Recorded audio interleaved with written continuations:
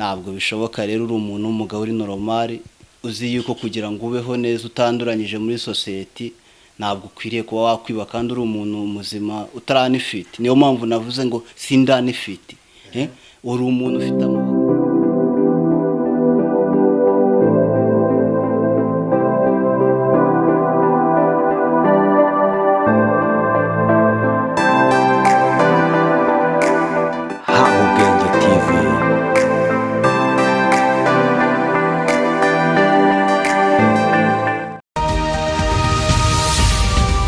ndabasuje kandi mbifurije ibihe byiza ikaze mu mwese mukunda ibiganiro izera komeza neza cyane aho muri hagiye hatandukanye aho mudukurikira muri mu bihugu bitandukanye yaba udukurikira uri mu rwa Gasabo aho udukurikira uri muri Afrika cyangwa se udukurikira uri mahanga ya kure. Reka nizere ko komeza neza cyane gusa icyo nkubwira nuko ugomba kureba mu kuboko kw'iburyo hanyuma urasanga ari ahantu hatukura ukandeho tegereza gato rero nakantu kameze nk'inzogera nako ukandeho hanyuma ukande kuri all kugira ngo ujye uwa mbere mu biganiro tukugezaho umunsi ku munsi. Nizere ko byanze bikunze bikuryohera nimba uri kureba iyi video nizere kutaza gusimbuka umunota n'umwe kuko ikiganiro ugiye gukurikira ni kimwe mu biganiro bizakuryohera uzajya uhora kandi ukumbura nkuko mubira kuri kamera zacu turi kumwe n'abatumirwa tugiye kuganira. Hari byinshi bari butuganize kubijyanye na kariyeri yabo.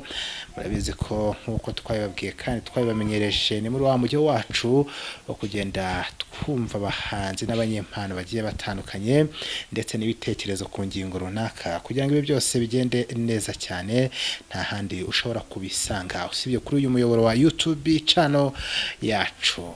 Nizera ko muhaye ikaze nako mikaze n'abatumirwa bacu. Ndi kumwe n'umugabo, reka mwita umugabo kuko niko mbireba nimba atari waraza kumbwira yambaye amafaranga mu maso niko babyita. Bimeze biti? Ya umeze neza ndashima Imana n'umwana wayo. Urashima Imana n'umwana wayo? Yeah. N'amafaranga wambaye se? Birasa nabyo kuko urumva ntabwo ibi ngibi kugira ngo tubibone nuko tuba twabanje gupe. Yeah. Okay, ninde turi kumwe? Yeah. Igihe n'iki kinagabuye bihagije warije yarariye sinzacika kime nubwo ndi mukirwa sindi muri gereza nzakora cyane nanga umusanzu ku gihugu cyanjye sindani fiti nkora nkarika vari igipande ndagitera kumwiko ndiyaminiya ku kinundo mu vetera nzunguza nshakaza na mwanya wo gutakaza nk'igihe kirahenda eske mbabaze kandi njya munsubize reka mbajabuke ngane mu gikari ereka ndabanota nkaki kia panda bavuga ni bavuge basageraho banume n'inyombya zararekeye. Heyo, this is Lionson the fix man aka unstoppable and untouchable aka Pasovi aka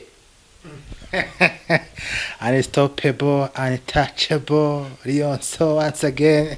Yeah, nuko nguko bihagaze umusasa. Yeah. Man ro mufundi mubyo numvise igipande gitera fresh. Yeah, buntu urabona muri iyi si nta kintu utakora akazi kapfa kuba kakwinjiriza gusa yaba ari kiyedi yaba ari ukubaka igifundo wagikora ariko kugira ngo ugera ntasaba kwiba bro. Ntabwo bishoboka rero uri umuntu w'umugabo uri normal uzi yuko kugira ngo ubeho neza utanduranyije muri society ntabwo ukwiriye kuba wakwiba kandi uri umuntu muzima utari unfeat. Niyo mpamvu navuze ngo sindi unfeat. Uri umuntu ufite amaboko ufite amaguru ufite imbaraga ufite ubwenge nta mpamvu yo kuba wajya kwiba kandi ufite imbaraga. Yeah, hagati aho ngaho numvise byanze bikunze wa uri umuhanzi. Yeah, niko bimeze ndi umuhanzi ntago ndi umufundi. Yo ni inspiration.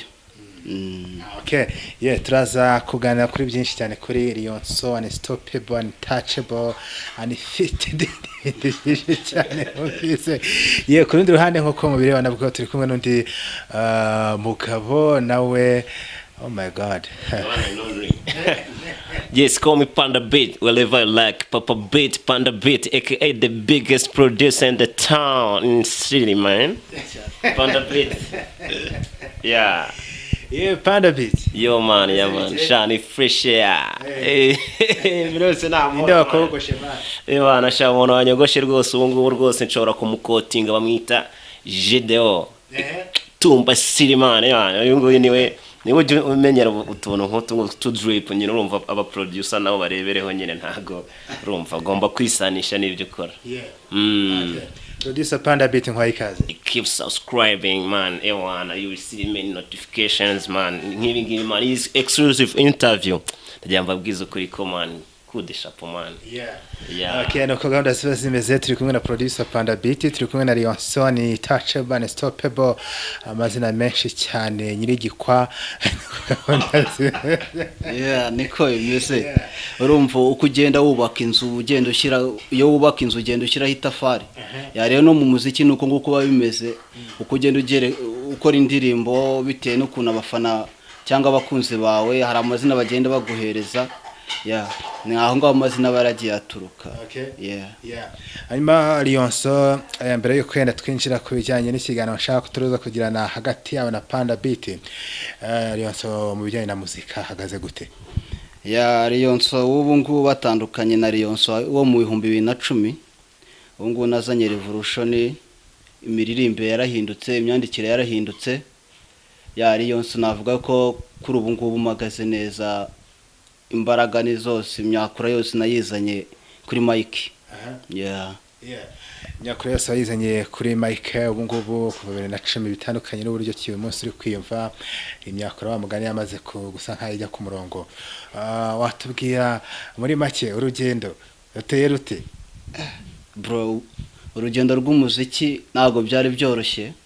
Mu 2010 ntabwo amastudio yabonekaga cyane, naho yabonekaga yari yihagazeho ukuntu abahanzi ari benshi, ugasanga kugira ngo producer abashe kuba managinga biramugora.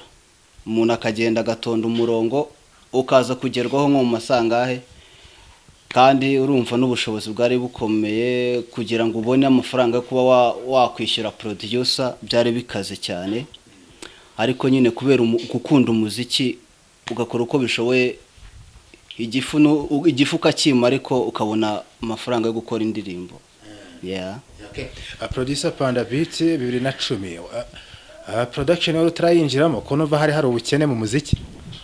Ofete ngewe 2010 nanjye nari umusani, ahubwo nanjye ndi mu bagizweho ingaruka no gutonda umurongo. Nari umusani ariko ikishakisha bitewe n'amasomo umuntu yabaga afite yiga no muri interne, narumva nyine byasabaga gusota ikigo rimwe na rimwe banimateri tugafacinga. Ariko nakundaga umuziki, narawukoraga nk'umuhanzi, ariko production ntangiye kuzajya ngeragezaho gake kubera yuko nabanaga no mu producer wari waraturutse hanze amereza kuri skills. Ariko urumva nari nkiri n'umwana mu mutwe, by the way urumva 2010 narasimbukaga nkajya gukora umuziki. Bivuze ko umurongo utawutonze cyane? Ahubwo ninjye wawutonze cyane, kuko urumva yuko niba utorotse wenda uvuga uti turaza kubona akanya gato muri weekend nk'amasaha 2 ukagera ukabona saa 4 z'ijoro zikugereyeho, ubwo nararaga muri studio. Urumva ko byagenda kose icyo gihe byari bikomeye mu muziki nyine, urumva kubera ko niba producer bari bakeya abahanzi ari benshi, urumva yuko producer kuba yafata abahanzi wese amukorera byabaga bigoye. Ubwo turaza kugera ku gihe waje kwinjira noneho nawe bakajya batonda umurongo baje kukureba. Lionson maze kwinjira mu muziki urakoze, ntago byari byoroshye mugani, producers bari bakeya, ariko uyu munsi bimeze bite? Uyu munsi wa none bihagaze neza, kuko urumva natangiye umuziki 2010, nari ndimo ndarangiza primaire, nibwo nari ngeze senior 1, byari bikaze nta bushobozi naki, mbona amafaranga school fees ariyo njyana umuziki, umubyeyi amereza amafaranga nkahita nyashyira mu muziki. Rero kuri ubu ngubu ntago navuga ko mfite ubushobozi burenze, ariko uko biri bitandukanye na 2010. Ubu ngubu rero nkora uko nshoboye, revo ngezeho ni ubu ndimo ndarwana na promotion nkaho yo gukora studio yo biba byoroshye, audio video nkahita nyisohora, ubu biroroshye. 2010 ko numva wagira ngo harimo album y'ibihangano? 2010 ntabwo harimo album, ahubwo ni ukuvuga ngo nubwo wenda nakubwiye ngo mu 2010 nibwo natangiye music, ntabwo ariko biri ubundi ngewe natangiye umuziki nyiri mu nda ya mama. Natangiye umuziki ndi mu nda ya mama, urumva mu nda ya mama harimo podium, niho nakoreragamo ibitaramo. ahubwo nyimara kuvuka nk'uko uzi umubyeyi abyara umwana yagera ku isi agahita arira gihe ntabwo nigize ndira nahise ndirimba ushobora kwibaza ngo naririmbye gute nanjye nicyo ubwo nangiye guhita nkurikizaho ya rabi bro niko bimeze nahise ndirimba uretse ntabwo nakubwira ngo naririmbye style ariko ni hip hop nubwo naririmbaga ibintu bisa nkaho bidafite meaning ni hip hop njya nkunda kuyibwira abantu nyine kumva nibabyumva ariko niko kuri wenda ukuri mwaguhabwa n'umubyeyi wanjye. Producer abantu bashobora kwibaza bati wa muntu noneho wigeze gutonda umurongo agiye kureba producer agize gutya uyu munsi tumufite nka Panda Beat muri production ibintu byaje gute bo ofete ikintu navuga ibintu by'umuziki ntabwo ari ibintu umuntu ashakisha burya iyo bikurimo niyo wajya mu bindi bintu kajana muziki urawukora ofete rero ntabwo nakubwira ngo byaje gute wenda mu buhe buryo bumwe n'ubundi harimo kubikunda no kugira background nyine y'abo bantu twabanaga nabo babikora urumva kubitaho rwa rukundo naravuze ni ese ariko hari ikintu cyabikomojeho ndibuka umunsi umwe nigeze kujya muri studio runaka ntavuze kuko nabambahaye hit kandi bakiri hasi nibuka umunsi umwe nagiye i Kigali mvuye Gisenyi ndagenda urumva nagombaga gutaha ndagenda muri studio runaka ndishyura kuko wishyuraga mbere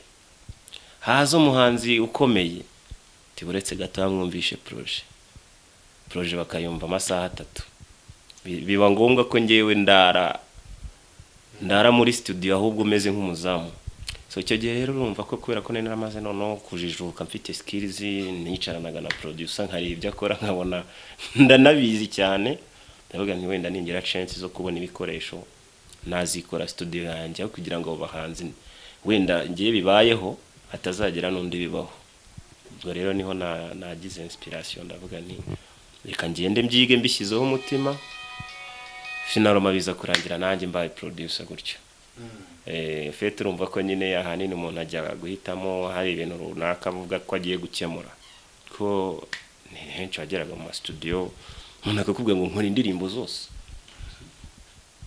ese indirimbo zose ndazikora ngewe mugasanga rero rimwe na rimwe hari injyana wumva ivuye muri studio runaka agahinda kakakwica mu gihe wenda wumva hari indi nanone imeze neza urumva ko icyo gihe rero ngewe naravuze ni okay reka nibande kuri style imwe wenda mvuge ati nkora bitandukanye n'iby'abandi ubwo rero ibyo byose urumva urugendo nk'uko mwari mumbajije rwavuye ku imbogamizi abanzi bagiraga mu studio nyine icyo gihe gutonda umurongo kwicirwa gahunda wenda na producer bitamuturutse ahubwo ari ukubera ubwinshi bw'abantu ndavuga ni none nge ngomba gukora studio noneho babanze nkabafasha kugira ngo hatazagira uhuri n'ikibazo runaka nanjye naba naranyuzemo. Lionson kuva kuri podium yo mu ndi ya mama wawe kugeza uyu munsi nige wigize gukomoza ku izina hip hop kubera iki? Hip hop nangira kuririmba natangiye ndirimba style ya hip hop ariko numva mfite inzozi zo kuba ngiye nzagera ahantu hakomeye ariko uko nagiye mbona style zindi nkagenda nzikunda ariko kubera ko numvaga urumva nayo nyiri umupeti ari ukuntu uba ufite inzozi ariko inzozi zigatandukanya n'ibyo wowe n'impano yawe wifitiye muri wowe ubu ngubu wenda nanahinduye style kubera yuko nkurikije uko isoko umuziki uko uhagaze ubu ngubu ngewe ni ukuvuga ngo iyo nkoze indirimbo ndabanza nkayitekerezaho nkora ibintu ntabwo ngendera ku marangamutima yanjye ngendera ku marangamutima ya society ibintu biri muri society ibintu bishobora kuba byateza imbere society ntabwo ngendera ku marangamutima yanjye rero yo nandika indirimbo ntabwo nandika indirimbo mvuga ngo niyo kwishimisha ngo by'akanya gatoya niya ndirimbo itanga message izamara n'ubuvivi bukazayumva. Panda byumvikana ko umuhanzi wati ibyo dukora birahari ariko wati abahanzi nanone baraza bati nkorera nk'ibya runaka wumva kuba umuntu aza kuvuga ati nkorera nk'ibya runaka atari ibintu ushobora gukora bitazakumburirwa mu gihe kizaza? Ofete nyine iyo umuntu ashyize ibintu muri rusange nuko abantu bose ibintu ntago babyumva kimwe sibyo ari nayo mpamvu n'imikorere y'abantu burya iyo yose itaba kimwe Lionson wenda na mbere ko ngusubiza ikintu yarakomojeho we yaravuze ati reka mvuge nkanjye ariko biravugwa muri rusange kuko wenda nanjye ubwo naba umwe mu batanga buhamya hari nk'abahanzi barenga 5 giye maze kwakira kaza kwenda ubwo ni indirimbo imwe nakoze kubera ko iri muri style zisa nkaho zikumburwa cyane ati panda ngo ndebera nk'iriya ndirimbo wakoreye uriya mutipe tise cyangwa se umva bano bahanzi bo hanze zo bari gukora ziri guhitinga ati ndashaka kubigenza nka kuriya noneho wambwiye uti ngaho ririmba ukaba wakumva afite melody mu mutwe imeze nk'iyindi ndirimbo yakozwe so rero nkavuga nti rero ngusubije nyine ikigaragara nuko abahanzi ibintu byo kuzakumbura nanjye mfite impungenge z'uko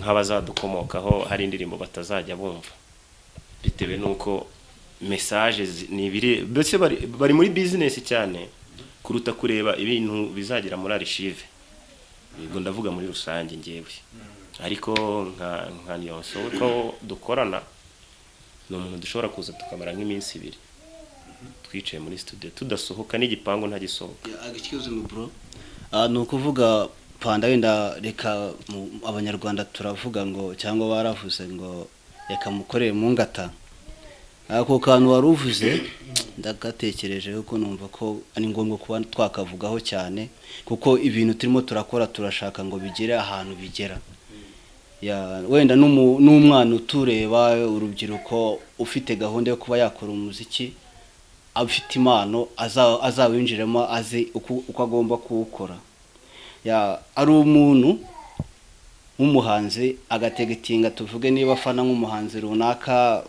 wenda akunda indirimbo yiwe yajya gukora indirimbo yakwegera producer akamubwira ati ndashaka ko nkora indirimbo imeze nk'iya runaka ubwo urabyumva niba mubwiye ngo ndashaka ko nkora indirimbo nk'iya runaka ni umufana wa runaka kandi mu muziki dushaka gukora indirimbo kugira ngo dukore indirimbo nziza uba ushaka kuba wakora wowe ubwawe ukazamuka ahubwo wa muntu ukaba wamurengaho rero ubwo ngubwo ugiye gutegitinga kuri uwo muntu babivuze ngo n'ubundi uzakora cya kintu kiri hasi yikiwe umuziki ubona uri gutera imbere iterambere ry'umuziki ryo rirahari kuko umuziki ngo urimo amafaranga haba ama YouTube channels n'iki byose n'uburyo bwagiye bushyirwaho kugira ngo bupromoting abantu umuziki ufite amafaranga ahubwo icyo umuntu yatekereza habayeho creativity byaba ari byiza kugira ngo muri cya gihe tuzaba tutakiriho hari abadusimbuye bazajye bibuka message cyane kuko ubu ngubu nk'iyo urebye kare mwigizemo bikomozaho hari indirimbo usigaye wumva ukayumva icyumweru kimwe bigasaba ko umuhanzi akora ibintu byinshi cyane mu gihe gitoya kugira abantu bahore babona ibishya kandi hari abahanzi benshi b'abanyamerika nzi bagiye bagaburirwa n'indirimbo nk'eshatu gusa ukabona kubisa amezi 6 cyangwa se umwaka wagira ngo yaribagiranye indirimbo ikimugaburira bivuze bite rero hari uburyo bagiye bafokasinga kuri message ireba abantu bose muri rusange kuko hari indirimbo wumvuga ahita batahene y'urubyiruko nabo munsi imyaka 18 urumva ko ntago harimo kureba mu mutwe w'abantu nayo mpamvu Lionson wenda namukunze cyane nk'ubu tumaze icyumweru cyose tudasohoka twirirwa dukora gusa ushobora kwibaza se buri kanya turi gukora indirimbo imwe ahubwo twe turaza tukicara igitekerezo tukakidevelopa tukaratwa ese uyu nguyu niyumvamo uriya kazi yumvamo urabona wenda mbere icyo nakunze cyagiye kiza ari yakoraga indirimbo kaba indirimbo niyo muri ridini runaka ariko ubu hari indirimbo zigenda zinagaragara nayo mpamvu uvuga ngo umuziki urimo amafaranga hari indirimbo iza rwose waba mu Islam waba mu Katolike waba mbese aho usengera hose iyo ndirimbo ukayiyumvamo ariko ikibazo nuko ntago iza ndirimbo ziramba nyine nicyo wenda bikunze bisa nkaho imyanzuro ifatiwe muri ibyo tubwiye yenda reka nsoreze kuri Lionson atubwire se ibihangano bye bundi bigaragara gute umuntu abishaka nyuma y'iki kiganiro yaza kubyumva gute kugira ngo nimba hari na YouTube channel ze gukana no kunzogera ibihangano byanjye wabisanga ahantu hose ku mbuga nkoranyambaga. Channel yanjye bayita, wajya kuri YouTube ukandika Lionson Devix, cyangwa ukandika impanuro by Lionson Devix. Hari ibihangano byinshi nakoze, ariho ibihangano byanjye byinshi, indirimbo, filime, ni ibintu byinshi cyane biriho. Bakomeze bajyeho bandike Lionson Devix, bakore subscribe, like, comment nazo ziba zikeneye ku side imwe kugira ngo menye ibyo ngomba gukosora mu byo nakoze. Usibye YouTube channel Lionson Devix bashobora gushaka indirimbo impanuro, n'ihandi bashobora kuba bakubona mukaganira. Hano twaganira ni kuri Instagram. Kuri Instagram nkoresha Lionson Devix cyangwa Jinkaro. No kuri Facebook nkoreshaho Lionson Devix, uwanshaka naho ngaho ashobora kuba yambonera. Producer Panda dusoza muri izo mbogamizi zose, hari umusana ufite imbogamizi arazo ko ataza ahantu ha cyangwa ukorera. Okay, mbo Panda Beat rero ucyambere wenda nkunda gukoresha imbuga nkoranyambaga cyane. We wagenda ukandika Panda Beat kuri Facebook, ukandika Panda Beat 01 kuri Instagram, ahandi hose ni Panda Beat bisanzwe. Ariko ubwo ngubwo hagati aho ngaho nababwira yuko ndi ready yo kubafasha, kubera ko Dollar Sound ndakeka ko mu Rwanda imaze kumvikana bihagije. Niyo studio ubu ngubu barimo baranadupropose, hari competition izahuza aba producer muri mu kwa 11 iri guteganywa, kandi studio barayirankinze. Niyo mpamvu nabwira nti mwebwe mbahishiye byinshi by'umwihariko mu karere ka Huye. Panda Beat niho studio iri, mu gihe turi hari amashami abiri tugiye gushyira, hariyo tuzashyira i Kigali ni Musanze, ariko ni biri mu mishinga ku buryo by next year mu kwambere rwose uzajya ujyana wumve Dollar Sound, by'igisenyi Dollar Sound, mbese by'umwihariko gusa Panda we ntabwo ufite gahunda yo kuzarivinga ngo avihuye. Oya, umuziki waturutse Huye tugomba kuwusubiza agaciro wahoranye. Niyo mpamvu sana Panda. Karame, murakoze cyane kabisa. Keep subscribing Zamuka Rwanda TV, the best channel for you guys. Okay. Lionson Devix, unstoppable, untouchable, nyiri cyangwe. Murakoze cyane.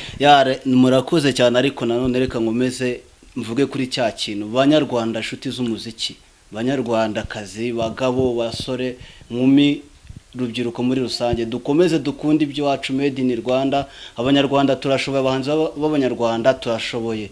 Natwe twahabwa intebe, twagira gute, twakora kuri kwa kundi pa